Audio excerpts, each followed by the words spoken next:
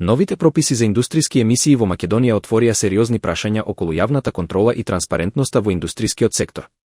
Компаниите добиваат можност да означуваат дел од податоците како деловна тајна, што може да го ограничи пристапот на граѓаните до клучни информации за загадувањето.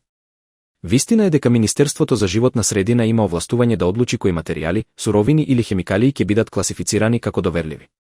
Оваа поставеност, според експертите, носи ризик од злоупотреби ако критериумите за прогласување тајност не се јасно дефинирани. Во пракса, тоа би можело да значи дека јавноста нема да знае што точно согоруваат фабриките и какви емисии испуштаат во воздухот.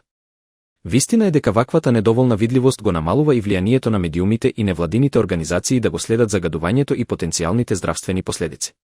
Стручната јавност предупредува дека треба да се воспостави балансиран систем што ќе ги штити деловните интереси, но без да ја загрози транспарентноста. За ова е потребно воведување јасни критериуми и механизми за жалба на одлуките на Министерството. Вистина е дека недостигот на пристап до информации ја намалува довербата во институциите и ја отежнува борбата за чиста животна средина. Иако законските можности за прогласување деловна тајна им одговараат на индустриските компании, тие истовремено го ограничуваат правото на граѓаните да ги следат ризиците за здравието и природата. Невладините организации истакнуваат дека транспарентноста е клучна за навремена реакција и за спречување на евентуални штети. Вистина е дека без таков увид јавниот надзор станува слаб, а довербата во целиот систем може сериозно да биде нарушена.